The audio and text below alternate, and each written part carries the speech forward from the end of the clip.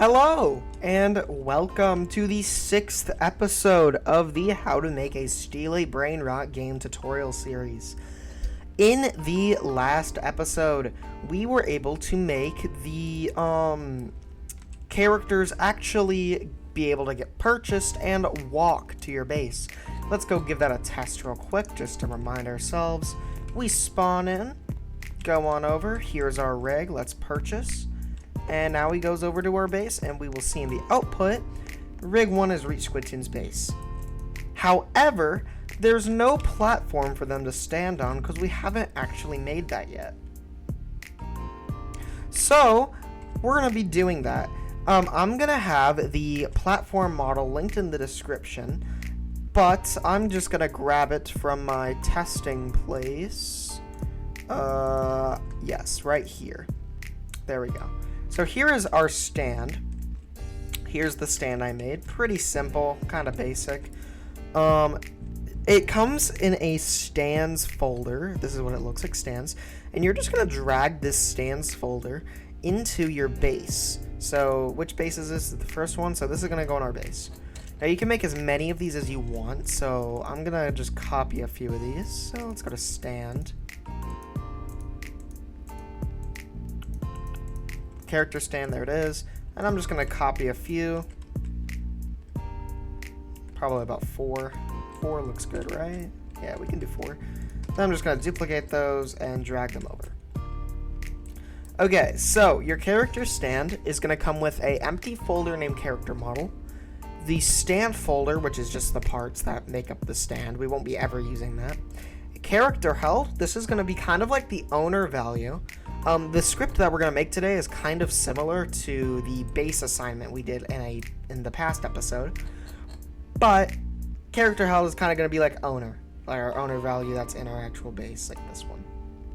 Then we have cash collect, which is this, which we're not going to be doing cash collect in this video, but we will definitely do it in maybe the next one, probably. But yeah, so this is what our base looks like. Now, I'm just going to go ahead and I'm going to copy this stands folder, and I'm just going to go put it in all my bases. So which base is this? Bam. And I'm going to drag it over.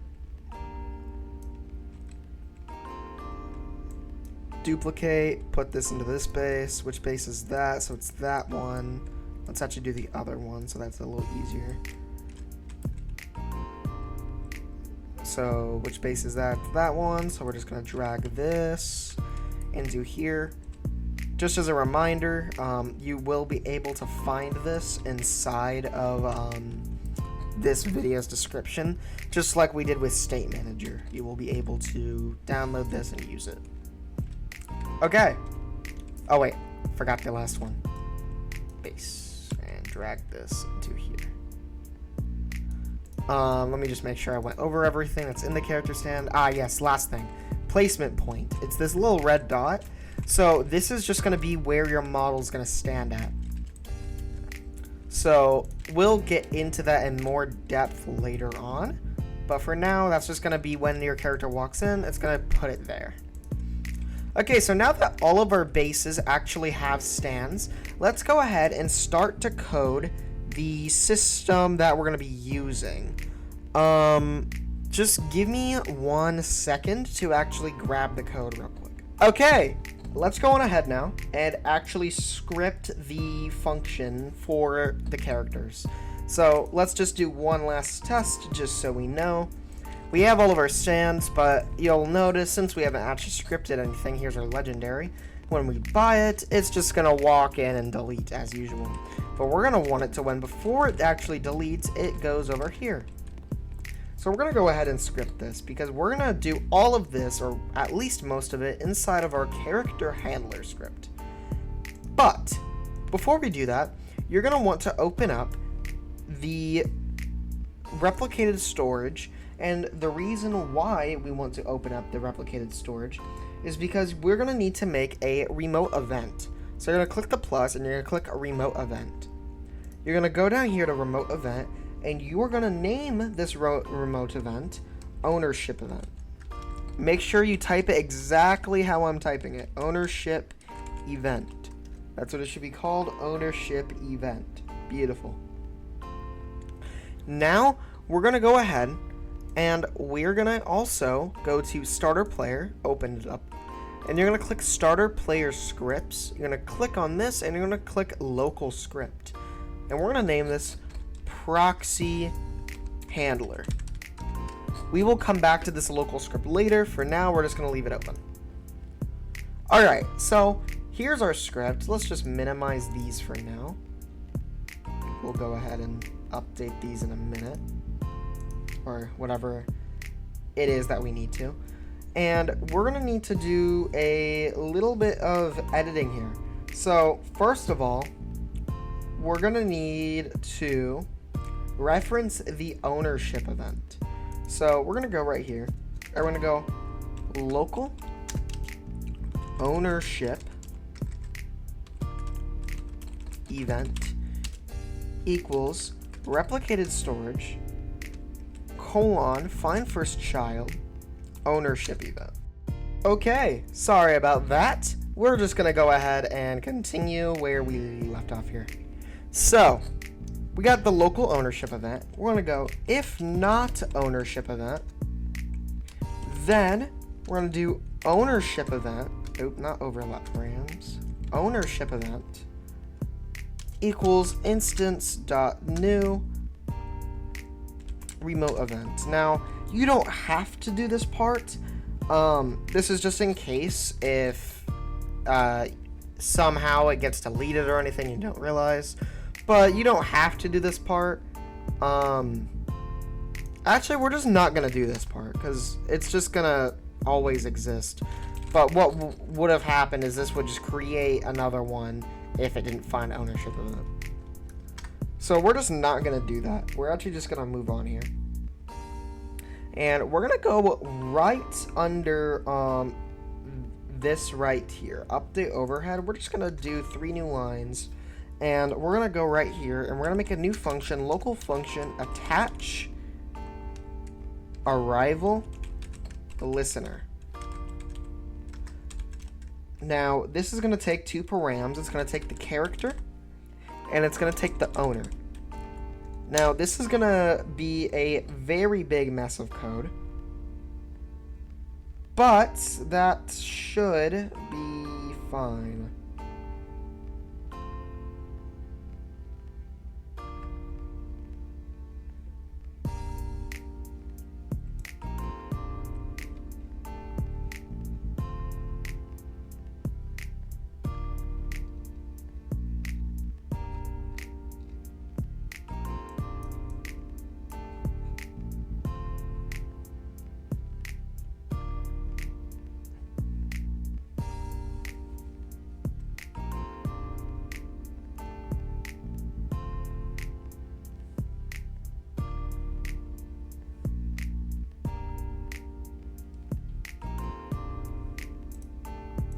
I am so sorry for all of the pausing here. I just had to go ahead and grab my code again. It just kind of disintegrated. Because on a separate testing place, I use it just so I can make sure it works before I actually record the video. Anyway, other than that, let's actually get back into what we were just about to talk about, which was the attach arrival listener function. So we're going to need the bases folder, which I think we should already have somewhere. Bases? No, probably not. Alright, we're just going to reference it. Local bases folder equals workspace, wait for child, bases. 4 underscore comma base in I pairs bases folder colon get children do local base base owner equals base colon find first child owner.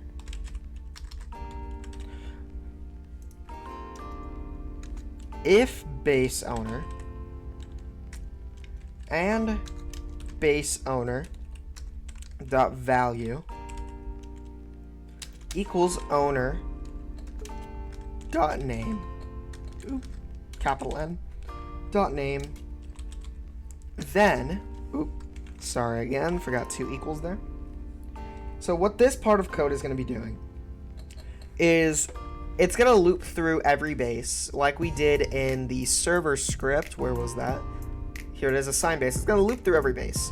It's going to check the owner value, and when it finds one of the owner, which is going to be your player, once it finds your base, then it's going to check the, right here. This is when it checks.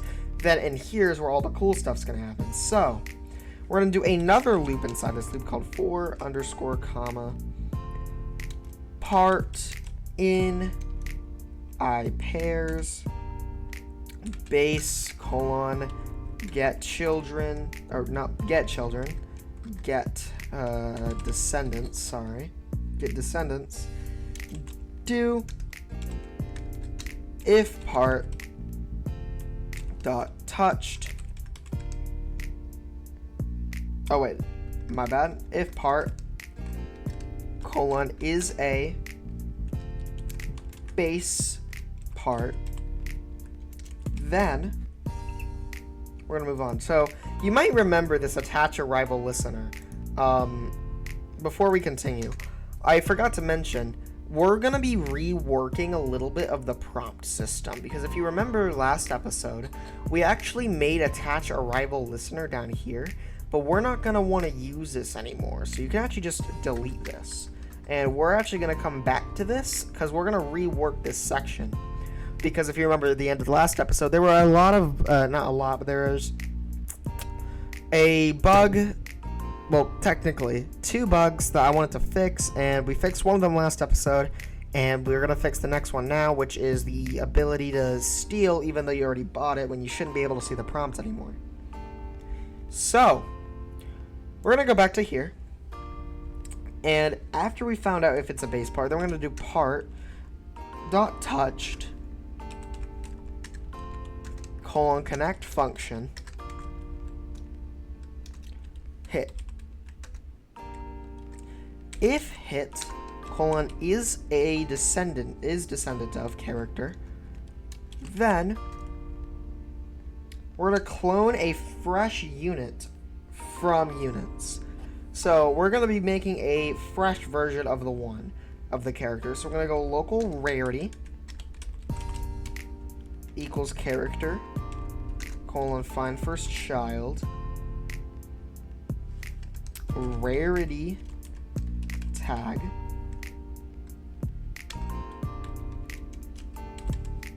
and character character dot rarity tag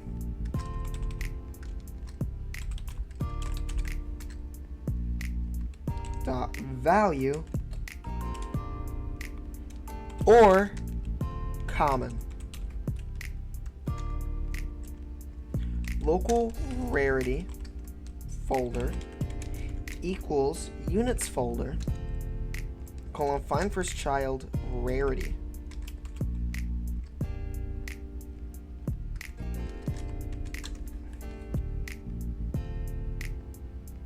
If not rarity folder, then return end.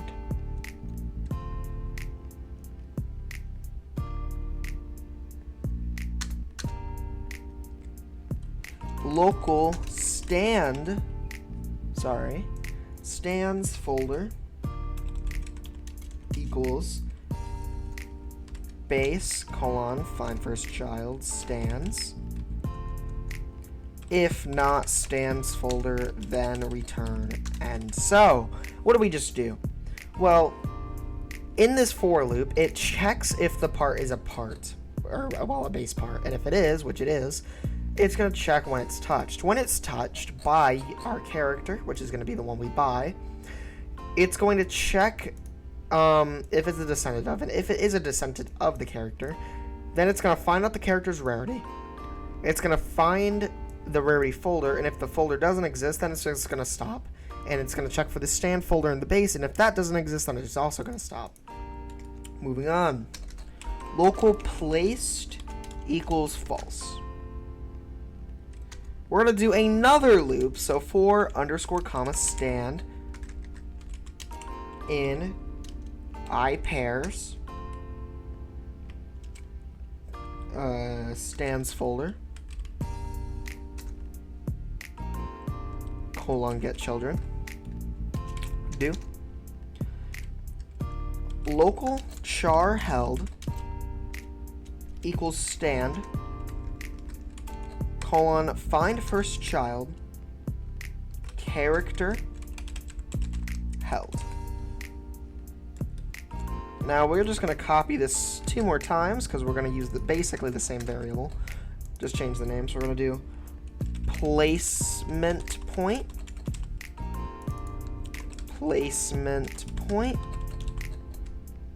and we're going to do char model and character model. So this is just going to check each stand for character held, placement point, and char model. Now what we're going to do, if there's character held and placement point and character model, which was the empty folder, and a character held value dot value equals that then, or blank, sorry, equals blank then, we're going to make a new line. So what we did, and I know I just explained, but to explain again, it loops through every stand that is in our stands folder over here. Stands, it's going to loop through all of these. And the first one, it finds that the character held value is blank, then it's going to parent it, or, clone the thing and put it at the place, and then we would put the money generation and stuff as well, but we're not going to do that for right now. For now, we're just going to make it to where the character, like I've said many times already, destroys and then goes to where he needs to go. So, we're going to do a local stand clone equals unit. Oops, sorry, I made a skip over something. Just don't do that for now. In between these two, do local unit template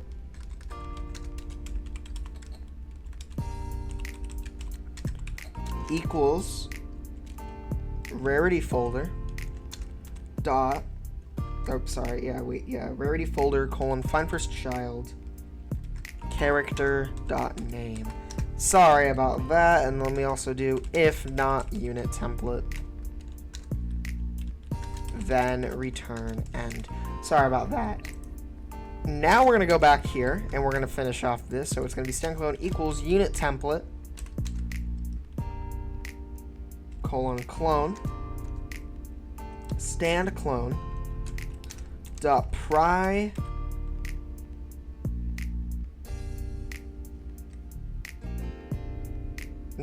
dot pivot to pivot. Let me make sure I spelled that right. Yep, pivot to. And we're going to pivot it to the placement point.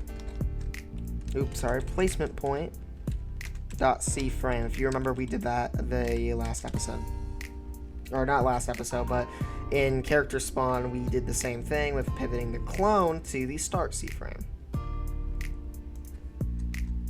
Now we're going to do last one, stand clone dot parent equals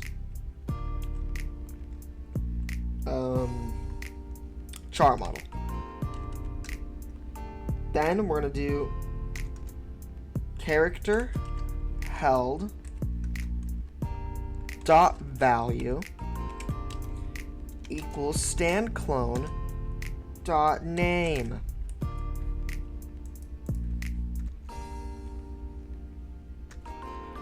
Now we're going to grab the config, so local config equals stand clone colon find first child config, beautiful.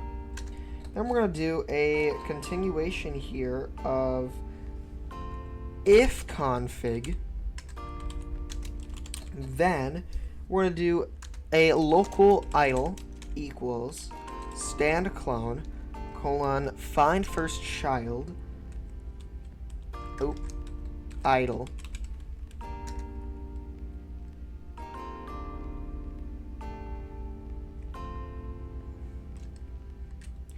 if idle and stand clone colon find first child humanoid. Then we're gonna do local anim equals stand clone dot humanoid colon wait for child. Oops, did not mean to make a line. Wait for child animator colon load animation idle, and then anim colon play. And we are almost done with this.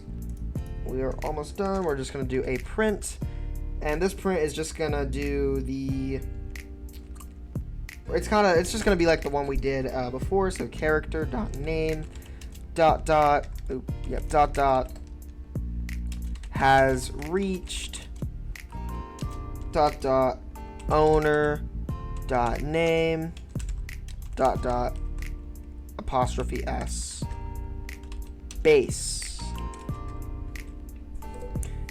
Then we're gonna do character colon destroy placed equals true. Then then we're just gonna break. You're gonna go down 2 ends, and we're just gonna go right.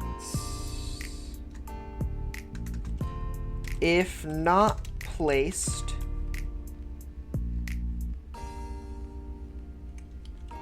then warn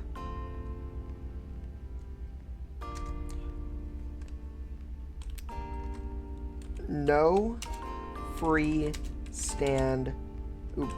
Delete an apostrophe. No free stand available. Available for dot dot owner dot name dot dot apostrophe s base. Okay, so I'm just gonna do one last little explanation all the way from the top. So we're gonna get the bases, and we're gonna loop through every base. It's gonna check the base owner, and if the base owner is equal to your name, so if it equals SquidToon, or for me, it would be SquidToon before you'd be your player name.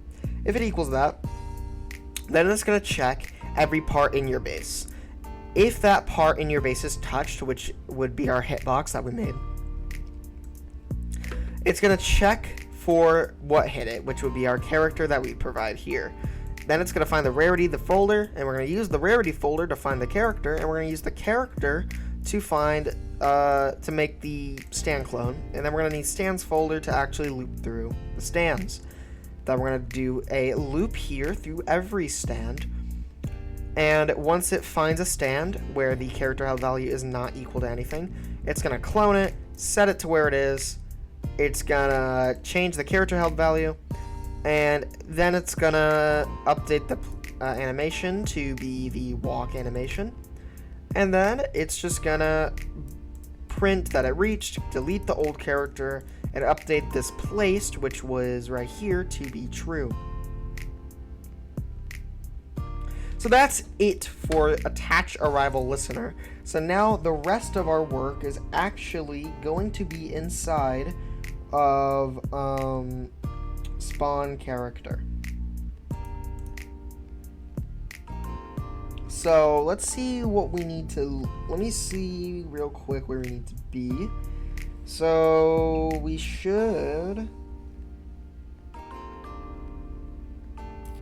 I see. So we're going to do, in between these two lines, we're going to make a new thing, local rarity tag. Now, I used to watch a lot of tutorials, and they would do what I almost did, which I actually did do and forgot to explain, sorry. A lot of tutorials would like to put something and then just not explain what that was, because we never made it. So I'll just explain. You might have been freaking out about rarity tag. We're going to be creating the rarity tag down here. Sorry that I didn't say that. Rarity tag equals instance.new string value. Rarity tag dot name equals rarity tag. Rarity tag dot value equals rarity. Rarity tag dot parent equals clone. There we go. So that's all we need to do there. Then we can just scroll down to past our walk section.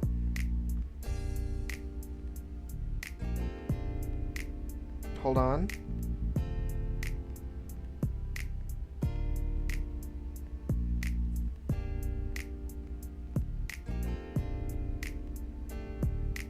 We can delete price.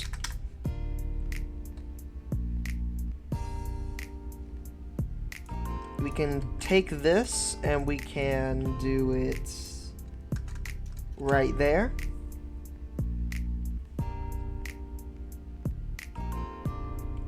Now we can grab the humanoid. We can delete HRP for now. Don't think we will need it, but not right now. Actually, no, we'll just keep it. Keep HRP, sorry. And we're going to do if humanoid exists, then we're going to do local destination equals workspace colon wait for child end dot position. We're remaking the walk system. And the reason why is just so that this character grabbing will actually work in our system rather than how it worked last time. So we're going to do hum colon move to destination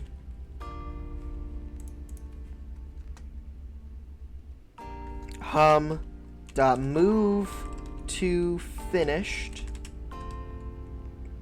colon connect function. Connect that right there to a function. If parentheses clone dot humanoid group part dot position minus destination dot magnitude is greater than 5, then we're just going to do what we did above, where we just run the move to again. Alright, so now we can actually, we're going to actually do a little bit here. We're going to delete all of this, because this is where we're going to recreate our prompt. So, we got the HRP, which is right there. We get the prompt. It's going to be named purchase prompt purchase. But we can just change object text to just clone.name. We don't need all of this extra stuff. Set the whole duration, requires on site, activation distance, and the parent. Then we can delete actually everything here up until prompt.triggered. So we're going to do a little bit here. We're actually going to delete all of this. We're going to do local price from earlier equals config colon wait for child price. Oops, sorry, price. Local current owner ID equals clone colon get attribute owner.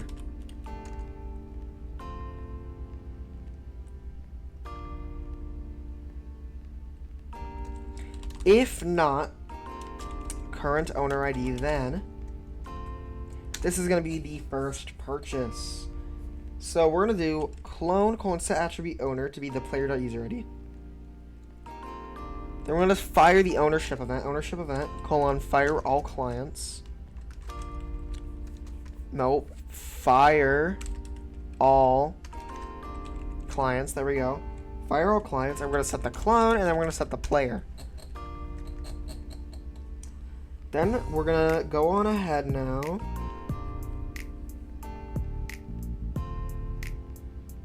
Fire all clients, okay. We're going to do a print, so print player dot name dot dot purchase, oops, space purchased, space dot dot clone dot name dot dot space $4 dot dot price dot value. Now you don't need these prints. Don't forget, prints are only just to kind of help you debug. These are just kind of here just to be there. You don't need to have these prints. But anyway, we can do a print player dot name dot dot already owns this character. Oh, and then we can just do a period. And then lastly, we just return. Now we're gonna make a new if here. So if hum, so if it has the hum still, then we're gonna go ahead and we're gonna get the bases folder, which we actually have this time. So we can just go up here, bases folder. And we're gonna paste this here as well as the loop, because we're gonna loop again. We're going to look for the owner value again. We're going to do if owner value and owner value dot value equals player. Wait.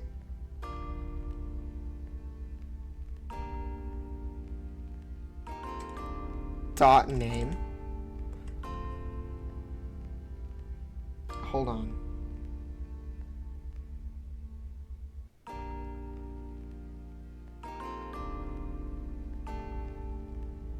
Ah, sorry about that. That's why I didn't understand. There we go. Put that in there. My bad. Now why is it getting mad at us? Oh, that's why, because we don't have an ed in there. Okay.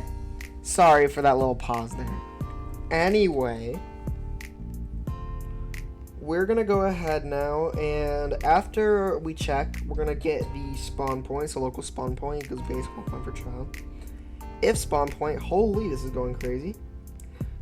Then we're going to put it the position. Ah, there's where it ended. Sorry about that. Attach arrival listener. And then we will provide that in a minute. Just got to add the end there. Then in the attach arrival listener, we're going to do clone, comma, player. And after the end here, we're just going to break. Lastly, after all of these ends, we're just going to disable the prompt for the player. So prompt dot enabled equals false.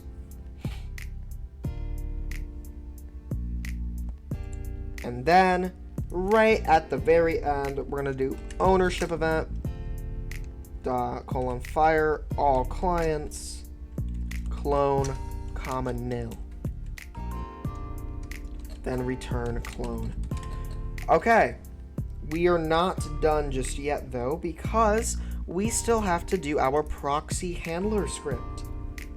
So you're just going to delete this print world, obviously, and you're going to get the replicated storage, which we already have in character handler. So I'm just going to scroll up and grab it. Replicated storage, bam. We need the player service, which we do have in the server. So we're just going to put the players. And now we can actually continue. So we need the ownership event, which we already have, local ownership event. Then we're going to do local player equals players.localPlayer. ownership event dot on client event colon connect function. Character, then the owner. Local prompt equals character colon find first child purchase prompt comma true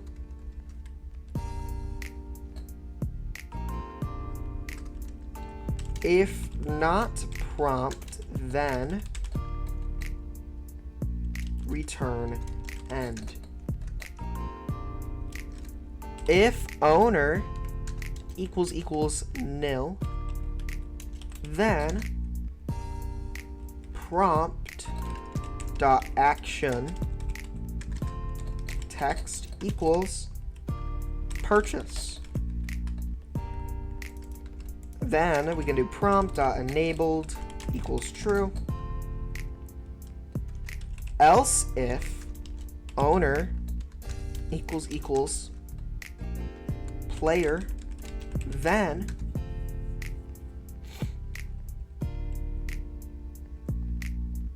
we can actually just copy all of this. Boom, enter. We can do owned, set this to false. We can copy this, bam. Set this to be, not an else if, sorry. Just a normal else.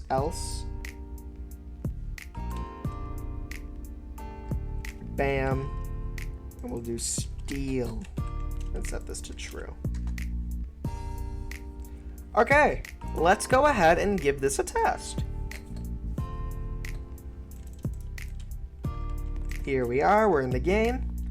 Here is our NPC, let's buy it. Walks over.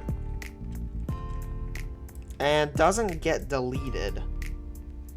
Expected colon not dot. Ah, that's what it was.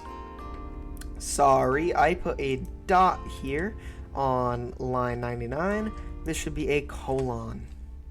Now let's try it. So we spawn in, walk over. Here is our NPC. Let's buy him. Squid Team purchase rig for 50. He walks over, and there he is. Now let's go buy another. So here's this guy. Let's go buy this guy. Boom, rig. Let's buy this one. Boom. And as you can see, they keep filling up. We can buy this one. We can buy this one. And they are gonna just keep filling up. We can go buy this one. We can buy this one. I don't think Blockman will work that well, but we'll see actually. Well, it does, but it gets pushed out the way. But now that we have all of them filled up, you're gonna notice if we try to talk to this guy. No free stand. But we kind of don't want them to be able to be purchased if they have a free stand. So we're going to fix that also in next episode because I am running out of time here. Sorry about that. This is like the 80th time this has happened. But what I was going to say was that's going to be it for this video. As you can see, they're all there. I mean, we're going to need to make it to where we can't collide with them because we can just push them like off the platform. But that's going to be it for this episode. This might actually be, I know I said last episode would be, but this probably will be the longest episode of the tutorial.